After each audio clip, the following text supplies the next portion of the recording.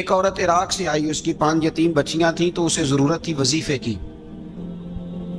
اس نے آ کے پوچھا حضرت عمر بن عبدالعزیز کا گھر کہاں؟ تو لوگوں نے فرمایا وہ سامنے جو ٹاٹ اور بوریے کا پردہ لٹک رہا ہے وہ عمر بن عبدالعزیز کا گھر ہے۔ دروازے پہ دستک دی تو ایک عورت اندر برتن دھو رہی تھی۔ پوچھا السلام علیکم، امیر المومنین سے ملنا ہے۔ وہ کہنے لگی اس درخت کی چھاؤں میں بیٹھ جاؤ، ابھی تشریف لاتے ہیں۔ تھوڑی دیر گزری تو حضرت عمر بن عبدالعزیز آئے تو کنویں سے پانی نکال کے نا، سین میں کنواں تھا تو جو جگہ میں مٹی اڑ رہی تھی نا، گرد اڑ رہی تھی، ہوتے ہیں نا عصر کے بعد لوگ پانی پھینکتے ہیں، وہاں پانی پھینکنے لگے، چھڑکاؤ کرنے لگے۔ تو تھوڑی تھوڑی باتیں وہ خاتون آپ سے کرنے لگی تو وہ جو عورت آئی تھی نا وہ کہنے لگی تم غلام سے باتیں کر رہی ہو، تمہیں پردہ کرنا چاہیے۔ کہنے لگی یہ غلام نہیں، یہ میرے شوہر ہے اور یہ امیر المومنین عمر بن عبدالعزیز ہے۔ کہنے لگی یہ عمر بن عبدالعزیز ہے؟ کہا ہاں یہ عمر بن عبدالعزیز ہے۔ تو وہ خاتون حاضر ہوئی، کھجوریں اس کو دی گئی کھانے کے لیے۔ اس نے کہا حضور میری 5 یتیم بیٹیاں ہیں، مجھے وظیفہ چاہیے۔ جناب عمر بن عبدالعزیز نے ایک بیٹی کا نام پوچھا، ولدیت پوچھی، وظیفہ لکھا۔ عورت کہنے لگی اللہ تیرا شکر ہے میری بچی کا وظیفہ لگ گیا۔ دوسری کا نام پوچھا، ولدیت پوچھی، عمر پوچھی، وظیفہ لگایا۔ اللہ تیرا شکر ہے میری یتیم بچی کا وظیفہ۔ 4 بچیوں کے وظیفے عمر لکھتے رہے، خاتون اللہ کی حمد کرتی رہی۔ 5ویں کا لکھنے لگے تو کہنے لگی میں نے زمانہ بڑا دیکھا ہے پر عمر بن عبدالعزیز تیری طرح کا بندہ نہیں دیکھا۔ آپ فرمانے لگے اب میں 5ویں کا وظیفہ نہیں لکھتا، 4 کا وظیفہ جا کے گورنر سے منظور کرا لے اور 4 کو کہنا تھوڑا تھوڑا 5ویں کو بھی دے دے۔ حضور کیوں نہیں لکھتے؟ فرمایا جب تک تو حمد کے لائق رب کی حمد کر رہی تھی میں وظیفے لکھ رہا تھا، اب تو نے میری تعریفیں شروع کر دی، اپنی تعریف پر کیسے وظیفہ لکھوں؟ وہ تو حمد کے لائق ہے، اس کی حمد ہونی چاہیے، لیکن میں اپنی تعریف پر، اپنی خوشامد پر میں نہیں لکھتا۔ جا اللہ تعالیٰ تیری لیے بہتری کرے۔ وہ خاتون کہتی ہے میں وہاں سے آئی، مجھے مہینوں لگ گئے، سفر لمبا تھا، عراق پہنچی تو عراق کے گورنر کو جب میں نے وہ روکا دیا تو ان کی چیخیں نکل گئی، تڑپ کے روئے۔ میں نے کہا کیا ہوا؟ کہنے لگی بی بی جس نیک آدمی نے تجھے یہ لکھ کے دیا تھا نا، چند دن ہوئے ان کا انتقال ہو گیا۔ عمر بن عبدالعزیز پردہ فرما گئے۔ وہ خاتون پھر روئی، کہنے لگی یتیم بیٹیوں کا اب کیا بنے گا، اس رکے کا کیا بنے گا؟ تو آپ فرمانے لگے بی بی جب امیر عمر بن عبدالعزیز جیسا ہو تو گورنروں کو بھی اللہ کچھ توفیق دے ہی دیتا ہے۔ اگر انہوں نے تیرا وظیفہ زندگی میں لکھا تھا تو فکر نہ کر، جب تک میں زندہ رہوں گا وظیفہ پہنچتا رہے گا۔ آپ کے گورنر نے لکھا کہ حضرت صاحب گورنر ہاؤس کی عمارت کمزور ہو گئی ہے، نہیں بنا لوں، تو آپ فرمانے لگے تو عدل کا قلعہ کیوں نہیں بناتا، انصاف کی دیواریں کیوں نہیں کھڑی کرتا؟ فرمایا چھوڑ اینٹیں لگانا، عدل و انصاف کا قلعہ بنا۔ سب سے بڑی بات یہ تھی کہ بڑے پابند تھے صوم و صلات کے، دن کو تلاوت کرتے، رات کو عبادت کرتے، پنجگانہ نماز میں کھڑے ہوتے، اللہ کے خوف کی بات آتی تو چڑیا کی طرح پھڑ پڑاتے، ڈرتے۔ آپ کی اہلیہ کہنے لگی عمر بن عبدالعزیز یہ کیفیت کیسے ہوئی؟ فرمانے لگے ایک ذہن میں بات بیٹھ گئی تھی کہ رب نے حساب پوچھنا ہے اور میں نے حساب دینا ہے، تو جس کو پتا ہونا میں نے حساب دینا ہے اور مجھ سے کسی نے حساب پوچھنا ہے، پھر سمجھیں، حساب دینا ہے اور کسی نے حساب پوچھنا ہے، حساب دینا ہے اور حساب، تو فرماتے ہیں جب یہ ذہن بن گیا نا کہ میں نے حساب دینا ہے اور رب نے حساب پوچھنا ہے تو بس پھر میں نے حساب کر کے رکھنا شروع کر دیا۔ پھر میں نے کوشش کی ہے کہ حساب کروں کہ نا انصافی نہ ہو جائے، ظلم نہ ہو جائے۔ ایک آدمی بڑی دور سے چل کے آیا، عرض کی حضور آپ کے گورنر نے میرا مال چھین لیا ہے، واپس نہیں کرتا۔ تو حضرت عمر بن عبدالعزیز رحمۃ اللہ نے رکا لکھا، فرمایا میں نے تو تجھے نیک آدمی سمجھ کے گورنر بنایا تھا اور تو لوگوں کے مال نہیں واپس کرتا، فوراً واپس کر۔ اس کے نام جب خط لکھا تو آدمی خوش ہو گیا۔ تو آپ فرمانے لگے اب یہ بتا تیرا آنے جانے کا خرچہ کتنا ہوا؟ عرض کی حضور کیا مطلب؟ آپ فرمانے لگے ایک تجھ پہ ظلم ہو اور دوسرا تیرے اوپر اور خرچے ڈالے جائیں۔ دیکھیں نا ایک آدمی کی زمین پہ قبضہ ہو، پھر وہ وکیل کرے، پھر وہ گواہ اکٹھے کرتا پھرے، پھر وہ مسائل میں الجھ جائے۔ جناب عمر بن عبدالعزیز نے ہمیں ایک سوچ عطا فرمائی، فرمایا ایک تیرے اوپر ظلم ہوا، ایک تجھے اتنی تکلیف ہوئی یہاں آنے کی، اور ایک تیرا خرچ ہوا، بتا کتنے پیسے؟ عرض کی حضور میرا تو لاکھوں کا مال آپ نے واپس کرا دیا ہے، اب چھوڑے خرچے کو۔ فرمایا نہ بھائی یہ میرے رسول کائنات کا دین ہے، اس میں ہم ہر شے کا حساب کر کے رکھیں گے؟ تیرا خرچ ہوا ہے، تیرا خرچہ ہوا ہے، تجھے آنا پڑا، تجھے جانا پڑا۔ اور دنیا کے منصفوں، فیصلے کرنے والوں، تھوڑا خیال تو کرو، کتنے لوگ ہیں جو رول گئے بیچارے رستوں میں کچہریوں کے، جو عدالتوں کے چکر لگا لگا کے تھک گئے، جن کی اولادیں تڑپ اٹھی، مکان بک گئے، انہوں نے اپنے حقوق کیا لینے تھے، ان کی تو باقی چیزیں بھی چلی گئیں۔ فرمایا خرچہ بتا کتنا ہوا؟ عرض کی حضور 60 دینار تقریباً۔ فرمایا اسے مال خزانہ سے 60 دینار بھی دو۔ پھر فرمایا میری جیب سے اسے 50 اور دو تاکہ یہ آنے جانے میں مزید روٹی کھا سکے، گوشت کے ساتھ روٹی کھائے۔ اور پھر فرمایا معاف کر دینا، حکومت عمر بن عبدالعزیز کی تھی پر تجھے بڑی تکلیف اٹھانی پڑی، اذیت اٹھانی پڑی۔ یارو اس رنگ میں اس شخص نے حکومت کی، اس انداز میں، اور سب سے بڑھ کر بنو امیہ میں سے تھے، لیکن میرے رسول پاک کی اولاد سے جو پیار، حضور کی نسل سے، کسی نے آپ کے سامنے کہہ دیا، امام جلال الدین سیوطی نے اس کو لکھا ہے، کسی نے عمر بن عبدالعزیز رضی اللہ تعالیٰ عنہ کے سامنے کہہ دیا یزید امیر المومنین تھا، مومنوں کا امیر تھا۔ فرمایا پکڑو اس بدذات کو، 20 کوڑے مارو، پکڑو اس نالائق کو، اسے 20 کوڑے مارو۔ یہ نبی پاک کے خاندان کے قاتل کو امیر المومنین کہتا ہے؟ یہ فتویٰ جناب عمر کا۔ مولا علی شیر خدا کی اولاد میں سے ایک شہزادے آپ کے پاس آئے کسی کام کے لیے، تو عمر بن عبدالعزیز اٹھ کے کھڑے ہو گئے، ہاتھ باندھ دیے، کہنے لگے حضور ساری دنیا میرے پاس آئے، آپ نا ایک رکا لکھ دیا کریں یا پیغام دے دیا کریں، اس لیے کہ اس دھرتی پہ جو کچھ بھی ہے وہ مدینے والے رسول کا ہی صدقہ ہے۔ حضور کی اولاد سے پیار، نبی پاک صلی اللہ علیہ وسلم کے خاندان کے ساتھ محبت۔ حضرت عمر بن عبدالعزیز نے فلاح عامہ کے کام کرائے، بڑے بڑے سرائے بنائے، لوگوں کے ٹھہرانے کا بندوبست کیا، وظائف دیے غریبوں کو، مساجد بنائی، مدارس بنائے۔ آپ کو مجدد کہا جاتا ہے، نئے سرے سے تجدید کی، علماء سے پیار کیا، صدقات و خیرات کا ایک ایسا ماحول دنیا کے اندر بنایا کہ لوگ کہتے ہیں کہ ہم زکوٰۃ دینے کے لیے بندہ تلاش کرتے تھے، اور جناب عمر بن عبدالعزیز کے زمانے میں کوئی زکوٰۃ لینے والا میسر نہیں آتا تھا۔ ایک شخص ملا تو لوگوں نے اس کو اتنی زکوٰۃ دی، اتنی زکوٰۃ دی، اتنی زکوٰۃ دی، لوگ خوشحال ہو گئے، اتنی زکوٰۃ دی کہ اگلے سال وہ خود زکوٰۃ دے رہا تھا۔ حضرت عمر بن عبدالعزیز نے ایسا ماحول بنا کے لوگوں کو دیا، اس طرح کی نوعیت آپ نے لوگوں کو دی کہ خوشحالی نظر آنے لگی۔ ذمیوں کے، غیر مسلموں کے حقوق کا بھی تحفظ فرمایا۔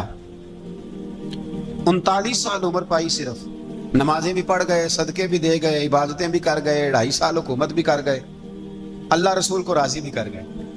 عمر پائی 39، پورے 40 نہیں، 39 سال عمر پائی، اتنا کچھ کر گئے۔ ہم تو بھی انتظار میں رہتے، ہم تو بھی انتظار میں۔ اٹھ فریدہ ستیا تے داڑھی آ گیا پور۔ اٹھ فریدہ، یہ ستیا کا مطلب بابا جی نے غفلت بیان کیا ہے، کہ مطلب یہ نہیں کہ سچی مچی سویا ہوا تھا، کہتے تو غافل ہے۔ اٹھ فریدہ ستیا داڑھی آ گیا پور، اگا نیڑے آ گیا پیچھا رہ گیا دور۔ 40 سال کی عمر میں آپ کو زہر دے دیا گیا۔ کچھ لوگوں کو برداشت نہیں نہ ہوا، ایک شخص آیا رکا لے کے، اس نے کہا حضور پچھلا خلیفہ میرے نام 20,000 دینار لکھ گیا ہے پر وہ فوت ہو گیا ہے، تو آپ یہ رکا ہے مجھے 20,000 دینار دے دیں۔ آپ فرمانے لگے سنبھال کے رکھ، شاید میرے بعد والا دے دے۔ رکا سنبھال کے رکھ، پر مجھ سے نہ امید رکھنا 20,000 دینار تو میں 20,000 گھر میں دوں گا اور 20,000 چولہے جلاؤں گا، میں ایک آدمی کو اتنا امیر کر دوں اور باقی لوگ دیکھتے رہے۔ آپ کو زہر دے دیا گیا، بیمار رہے، بچوں کو بلایا اور میں بیٹا میں جہنم سے ڈر گیا تھا، تمہارے لیے مال نہیں جمع کر سکا۔ اس دل نکلا، شدید علیل ہو گئے۔ وہ جو آیت میں نے پڑھی ہے نا، آپ کی اہلیہ کہتی ہیں کہ آخری وقت آپ کی زبان پر وہ آیت جاری ہوئی، تلک الدار الآخرۃ نجعلھا للذین لا یریدون علوا فی الارض ولا فسادا والعاقبۃ للمتقین۔ فرمایا یہ آخرت کا گھر ہے، ان لوگوں کو ملے گا جو نہ زمین میں تکبر کرتے ہیں نہ فساد چاہتے ہیں۔ یہ آیت پڑھی اور روح پرواز کر گئی۔ مرنے سے پہلے، وصال سے پہلے 10 دینار یا 20 دینار دے کے اپنے بیٹے کو بھیجا، فرمایا گاؤں میں جاؤ اور میرے لیے زمین خریدو قبر کے لیے، اور اگر گاؤں والے خوشی سے دے دیں تو خریدنا، اور اگر انہیں دقت ہو تو انہیں تنگ نہ کرنا۔ 10 دینار کی زمین خریدنے کے لیے جب بیٹا جانے لگا تو اس نے کہا حضور کچھ لوگوں کی خواہش ہے کہ آپ کا جسد خاکی مدینے لے جایا جائے اور نبی پاک علیہ السلام کے پہلو میں آپ کو دفن کیا جائے۔ آپ فرمانے لگے پتر میں اس قابل نہیں ہوں کہ حضور کے ساتھ دفن کیا جائے، نہ میں اس قابل نہیں ہوں۔ اس طرح کرنا، میرے پاس حضور کے کچھ ناخن اور بال ہیں، جب میرا انتقال ہو جائے تو میری قبر میں رکھ دینا۔ اور پھر حضرت عمر بن عبدالعزیز نے فرمایا مجھے نہ سستا کفن دینا 2 دینار کا، اس سے زیادہ کفن نہ دینا، 2 دینار کا کفن۔ حضور آپ کا مال ہے کچھ پڑا ہوا تو اس میں سے اچھا کپڑا خریدا جا سکتا ہے۔ فرمایا نہ بھائی 2 دینار کا کفن خریدنا۔ حضور کیوں؟ فرمایا اس لیے کہ اگر میں نیک ہوا تو اللہ مجھے جنت کا لباس عطا فرما دے گا، اگر میں بد ہوا تو یہ بھی تو پھاٹی جائے گا، چیر دیا جائے گا، قبر توڑ دے گی پسلیاں، لہٰذا مجھے مہنگا کفن نہ دینا، 2 دینار کا۔ آپ کے وصال سے کچھ عرصہ پہلے نا آپ نے ایک قاصد بھیجا، روم کے بادشاہ کے پاس وہ گیا تو وہاں اس نے ایک عجیب منظر دیکھا کہ وہاں ایک حافظ قرآن نابینا آدمی قید ہے، اس کی آنکھیں موجود نہیں ہیں اور وہ چکی چلاتا ہے، آٹا پیستا ہے۔ اس قاصد نے اسے پوچھا تو یہاں کب سے ہے اور یہ تیرے ساتھ معاملہ کیسے ہوا؟ تو وہ کہنے لگا مجھے انہوں نے گرفتار کر لیا، پھر مجھے کہنے لگے عیسائی ہو جا، میں نے انکار کیا تو انہوں نے میری آنکھیں نکال دی۔ اب میں صبح شام یہ تھوڑا سا کام کرتا ہوں، چکی پیستا ہوں تو روٹی دے دیتے ہیں۔ وہ قاصد حضرت عمر بن عبدالعزیز کے پاس آیا اور آ کے کہا حضور ایک اس طرح کا مسلمان روم کے بادشاہ کے پاس قید ہے، ایک مسلمان کی تکلیف۔ حضرت عمر بن عبدالعزیز نے جب سنا تو رو پڑے، اور میں وہ قید ہے اور وہاں قید ہے اور ہم یہاں آرام سے بیٹھے ہیں۔ فوراً رکا لکھا، قاصد سے کہنے لگے واپس جا، روم کے بادشاہ کو جا کے کہہ کہ اس نابینا قیدی کو فوراً آزاد کرے، ورنہ میں ایک ایسا لشکر بھیجوں گا کہ اتنا بڑا لشکر بھیجوں گا کہ اس کا پہلا آدمی تیرے پاس ہوگا اور آخری میرے پاس ہوگا، اور تجھے پھر وہ بندہ چھوڑنا پڑے گا، تو ابھی چھوڑ دے، میں تجھے پیغام دے رہا ہوں۔ وہ قاصد کہتا ہے جب میں رکا لے کے پہنچا، ظاہر ہے بڑا لمبا سفر ہوتا تھا، آنے جانے میں مہینوں بھی لگ جاتے تھے۔ کہتے میں نے رکا دیا تو اس نے پڑھا، کہنے لگا میری طرف دیکھ کے رکا میں نے پڑھ لیا ہے، علماء علماء کو جانتے ہیں، تاجر تاجروں کو جانتے ہیں، تو بادشاہ بھی بادشاہوں کو جانتے ہیں، اور میں تم مسلمان ہو میں نہیں ہوں، پر اتنی تم اس درویش کی قدر کرتے ہو میں تم سب سے بڑھ کر قدر کرتا ہوں۔ میں اس بندے کو لشکر لے کے آنے کی تکلیف نہیں دوں گا، میں ویسے ہی قیدی آزاد کرنے لگا، تم لے جاؤ۔ کہتے ہیں مجھے چند دن وہاں رہنا پڑا، کچھ لوازمات تھے جن کے لیے رکنا پڑا۔ ایک دن میں شاہ روم کے دربار میں گیا تو وہ تخت سے نیچے اتر کے رو رہا تھا اور اس کی ہچکی بندھی تھی اور اس کے سینے سے آواز نکل رہی تھی۔ میں نے پوچھا لوگوں سے کیا ہوا؟ کہنے لگے خود ہی پوچھ لو۔ میں نے جا کے کہا بادشاہ کیا ہوا، کیوں رو رہے ہو؟ تو کہنے لگا آج دھرتی کا حسن اٹھ گیا ہے، آج سنگار ختم ہو گیا، آج دھرتی کا حسن اٹھ گیا۔ میں نے کہا کیا ہوا؟ کہنے لگے عمر بن عبدالعزیز انتقال کر گئے، تمہارا امیر چلا گیا۔ تو میرے دل میں خیال آیا، میں نے آہ بھری، میں نے کہا پھر ہمارے لیے کیا حکم ہے؟ تو فرمانے لگے وہ چلتا پھرتا راہب تھا، لوگوں کے پاس کچھ نہیں ہوتا تو وہ فقیر ہوتے ہیں، پر اس کے قدموں میں تو خزانے تھے، پر وہ پھر بھی فقیر تھا۔ فرمایا اس کا حکم اگر میں زندگی میں مانتا تھا تو مرنے کے بعد بھی بات مانی جائے گی، تمہارا قیدی بھی تمہیں واپس کیا جائے گا اور عمر بن عبدالعزیز کی بات بھی سنی جائے گی۔ کسی نے حضرت عبداللہ بن مبارک سے کہا آپ بڑے زاہد ہیں، آپ نے دنیا چھوڑ دی۔ فرمایا میں تو عالم فاضل ہو کے زاہد ہوں، زاہد تو اصل میں عمر بن عبدالعزیز تھے جو بادشاہ ہو کے زاہد تھے۔ مالک بن دینار بھی کہتے تھے وہ بادشاہ ہو کے زاہد ہیں۔ ان کا انتقال ہوا تو خواجہ حسن بصری فرمانے لگے آج دنیا سے بہترین آدمی چلا گیا۔ حضرت سیدنا امام احمد بن حنبل فرمایا کرتے تھے جو عمر بن عبدالعزیز کا ذکر کرے رب تو اس پر بھی رحمت نازل فرمائے گا۔ ارے یہ تو وہ شخص ہے کہ جب تک موجود تھا تو حسن موجود تھا، اور آج بھی ان کا ذکر کریں تو اللہ دلوں میں نور پیدا کر دیتا ہے۔ حضرت عمر بن عبدالعزیز رحمت اللہ علیہ تو وہ نیک آدمی تھے کہ ایک شخص آپ سے گفتگو کر رہا تھا، سرکاری بات چیت ہو رہی تھی تو چراغ بھی سرکاری جل رہا تھا۔ اس نے پوچھا حضور چلے سرکاری بات تو ختم ہوئی، طبیعت کیسی، حال کیا؟ فرمایا ٹھہر جو، ایک چراغ بند کر کے دوسرا جلا لیا۔ اس نے کہا حضور یہ کیا؟ آپ فرمانے لگے وہ سرکاری چراغ تھا، یہ میرا ذاتی ہے۔ جس شخص نے اتنی باریک بینی کے ساتھ تقوی اختیار کیا ہو، نبی پاک سے اتنی محبت کی ہو، دعا کرتے ہیں اللہ ان پہ کروڑوں رحمتیں فرمائے، اللہ ان پہ بے حساب برکتوں کا نزول فرمائے۔ दो बातें हजरत उमर बिन अब्दुल अजीज की जिंदगी में हमेशा गालिब रही। एक तो दुनिया होने के बावजूद दुनिया से दिल नहीं लगा, ये दो बातें आपने याद रखनी। दिल नहीं लगाया दुनिया से, माल था, दौलत थी, पर वो इस चक्कर में नहीं पड़े कि ये महंगा जोड़ा मेरे घर क्यों नहीं, ये आला कार क्यों नहीं, अब ये वाला मैंने घर। एक ईंट पर दूसरी ईंट नहीं रखी सारी जिंदगी, क्योंकि वो समझते थे जिंदगी मुख्तसर है, तो 40 साल की जिंदगी में ही कमाल कर गए।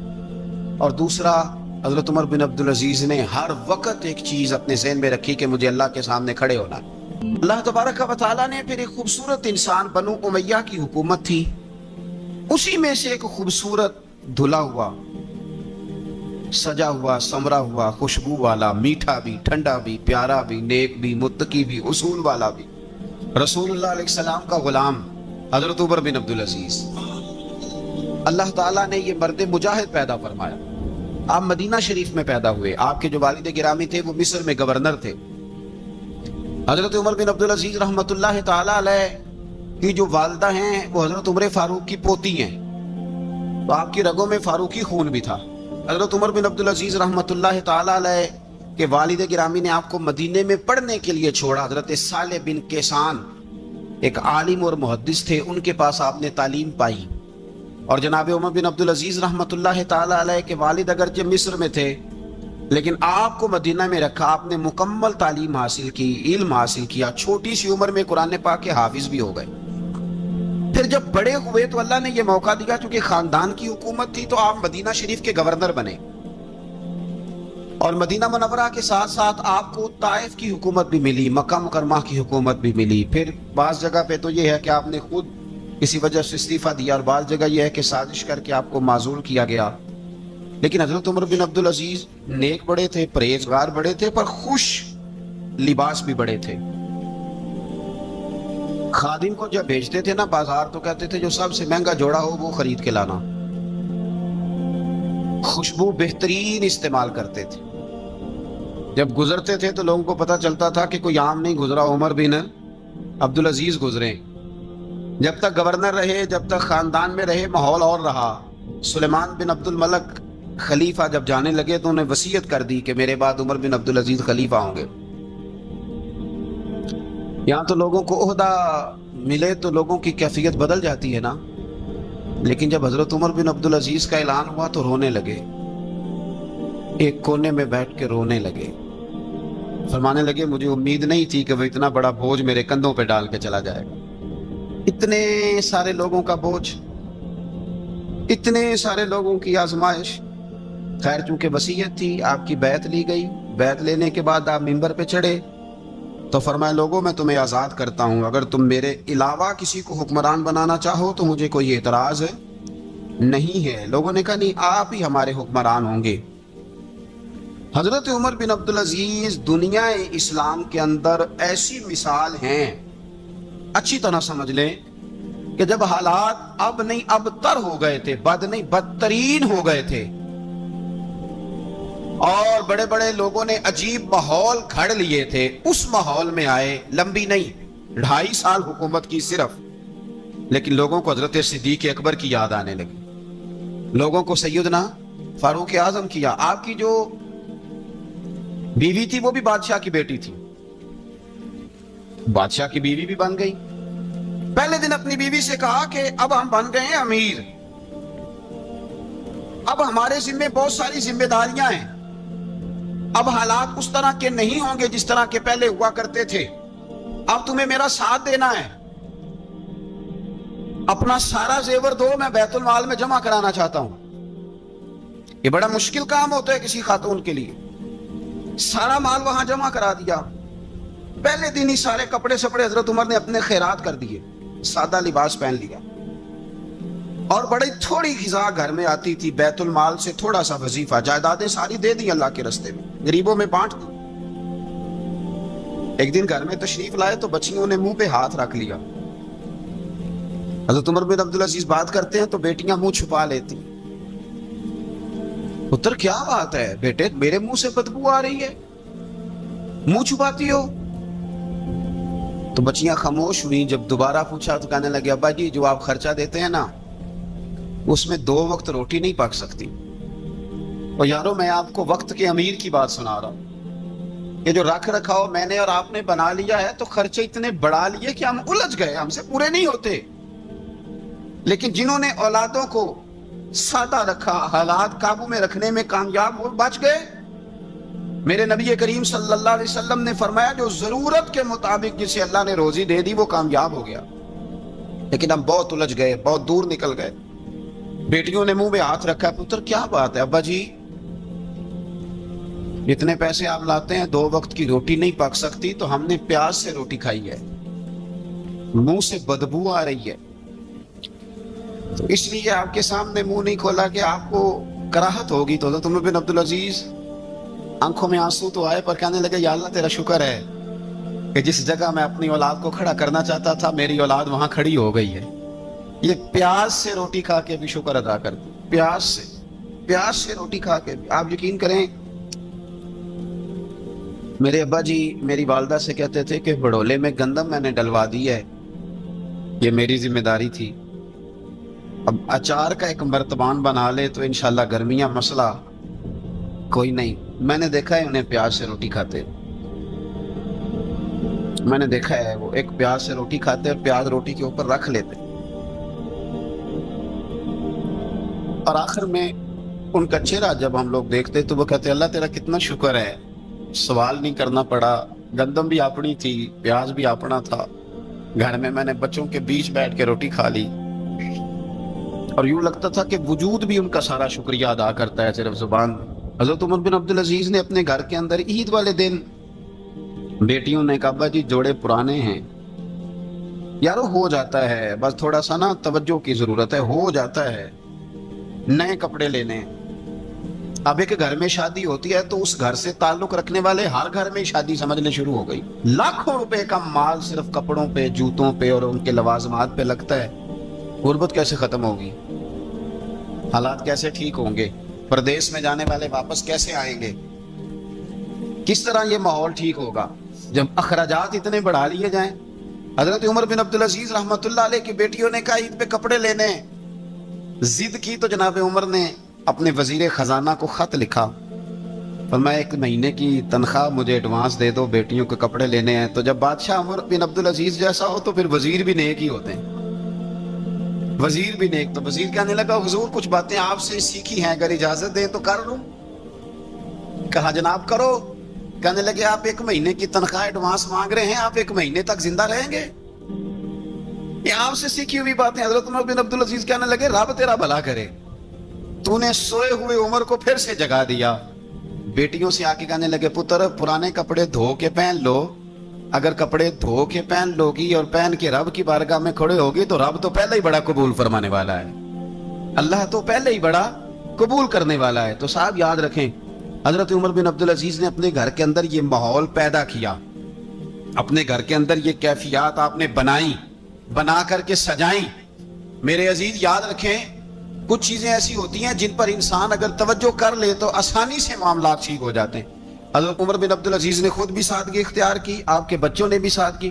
ہوتا یہ ہے کہ جس طرح کا حکمران ہوتا ہے نا، رعایا پر اس کے اثرات ہوتے ہیں، یہ ایک اصولی بات ہے، جس طرح کا حکمران ہو رعایا پر اس کا اس طرح کا۔ ولید بن عبد الملک جب حکمران تھا نا تو اسے عمارتیں بنانے کا بڑا شوق تھا، بڑی بڑی بلڈنگیں کھڑی کرنا، بڑے بڑے محلات بنانا۔ تو اس زمانے میں ہر آدمی بلڈنگ کی بات کرتا تھا، ہر آدمی جو ہوتا تھا وہ کسی نہ کسی نئے مٹیریل کی بات کرتا تھا، نئے نقشے کی بات کرتا تھا۔ جب سلیمان بن عبد الملک حکمران بنا تو سلیمان بن عبد الملک جو تھا اس کو شوق تھا شادیاں کرنے کا، یہ بھی شوق ہوتا ہے بادشاہوں۔ اس زمانے میں لوگ شادی کی بات کرتے تھے، نکاح کی بات کرتے تھے، بیاہ کی بات کرتے تھے، تو پورے ماحول کے اندر ایک چیز پیدا ہو گئی تھی۔ لیکن جب حضرت عمر بن عبدالعزیز کا زمانہ آیا تو وہ راتوں کو عبادت کرتے تھے، وہ وظائف پڑھتے تھے، وہ قرآن پاک کی تلاوت کرتے تھے، وہ اللہ کا ذکر کرتے تھے۔ تو پھر ایک ماحول بن گیا جو ذکر الہی کا ماحول تھا، پھر ایک ماحول بن گیا جو تقوی کا ماحول تھا، پھر ایک ماحول مرد وجود میں آیا جو پرہیزگاری کا ماحول تھا۔ عام عوام بھی اللہ کے ذکر کی باتیں کرنے لگی، عام ماحول بھی اس طرح۔ حضرت عمر بن عبدالعزیز نے سب سے پہلا یہ کام کیا کہ بادشاہی پروٹوکول ختم کرائے، ختم ہو گئے پروٹوکول. آپ نے فرمایا کوئی شاہی خاندان کا بندہ آئے تو کسی کا کوئی پروٹوکول نہیں ہے, میرا بھی کوئی پروٹوکول نہیں ہے, بلکہ آپ نے فرمایا کسی خطیب کو, کسی امام کو اجازت نہیں کہ میرا نام لے کے میرے لیے دعا کرے. سب مسلمانوں کے لیے دعا کرنا. فرمانے لگے الحمدللہ میں مسلمان ہوں, جب تم مسلمانوں کا نام لے کے دعا کرو گے تو میں بھی اندر ہی آ جاؤں گا. اضافی طور پر نام لے کے دعا کرنے سے بھی روک دیا. حضرت عمر فاروق رضی اللہ تعالیٰ عنہ خادم سے کہنے لگے بوڑھی سے پوچھو. تو پوچھا اماں السلام علیکم. وعلیکم السلام. اماں کیا بات ہے؟ تو اماں کہنے لگی جاؤ دوڑو, تمہیں کیوں بتاؤں, دیہات کی سیدھی سادی بی بی, جاؤ بھاگ جاؤ. کہا نہیں اماں مہربانی کرو, اندر تو آنے دو. بڑی منت کے بعد اماں مانی. عمر فاروق عام آدمی نہیں جس سے دنیا کامتی ہے.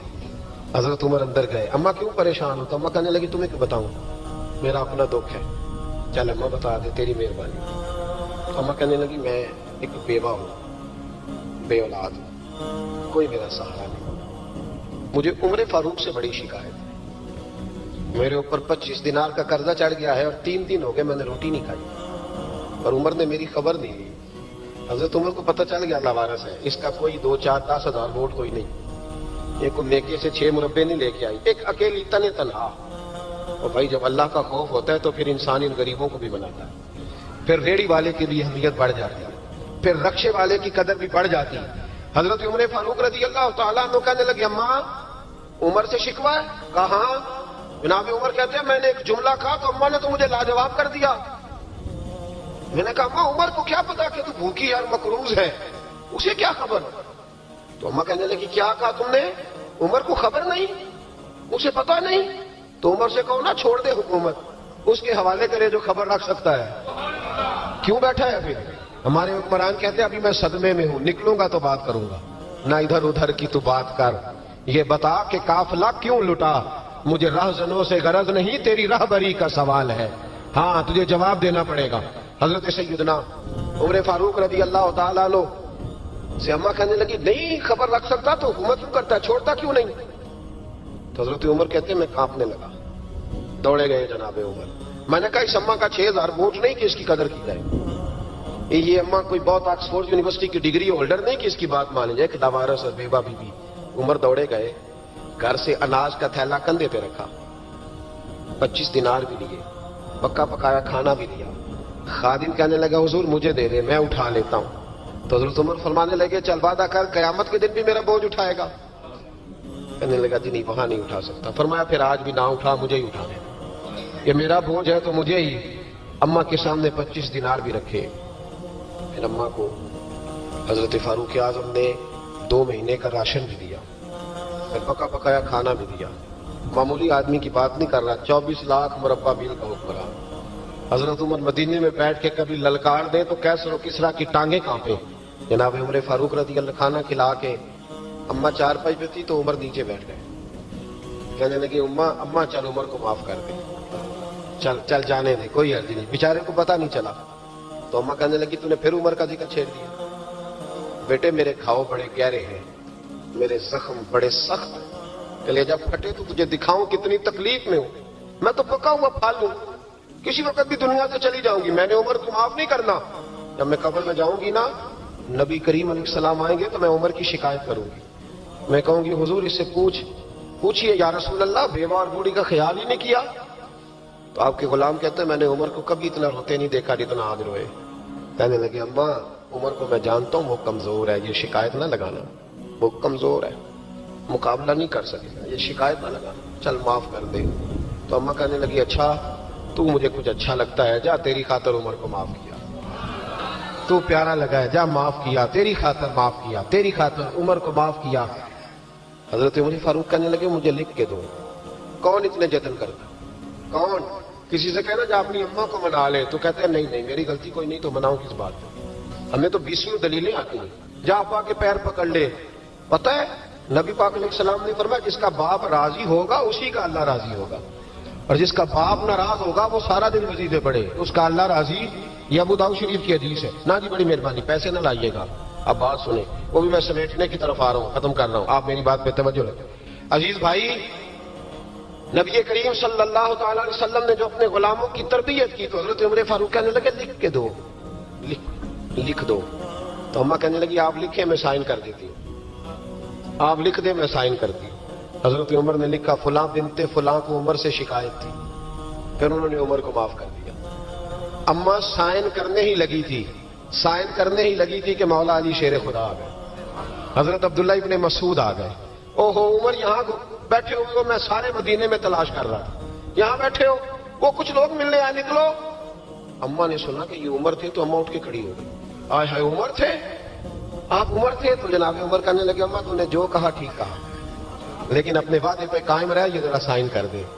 اماں نے سائن کیے تو حضرت عمر فاروق فرمانے لگے علی آ گئے ہو تو بطور گواہ تم بھی دستخط کر دو، عبداللہ ابن مسعود تم بھی بطور گواہ جب سائن ہوئے تو جناب عمر نے رکا لپیٹا اور مولا علی شیر خدا سے فرمانے لگے علی یہ رکھ لو، مجھے لگتا ہے میں تم سے پہلے دنیا سے جاؤں گا، اور جب میں پردہ کر جاؤں نا تو یہ رکا میرے کفن میں رکھ دینا۔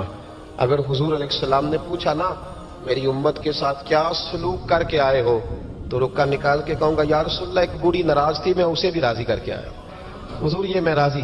بھائی جب تک ہم اللہ سے نہیں ڈرتے معاشرہ اصلاح پذیر نہیں ہو سکتا۔ حضرت عمر فاروق رضی اللہ تعالیٰ عنہ نا باہر والوں کا بھی بڑا سخت حساب کرتے تھے، بڑا۔ ایک گورنر صاحب نے لباس بڑا شاندار پہننا شروع کر دیا تھا تو حضرت عمر نے اتروا کے نا تو انہیں ٹاٹ کا لباس پہنا کے تو اونٹ چرانے کی ڈیوٹی دے دی تھی، اتنا سخت احتساب کرتے تھے۔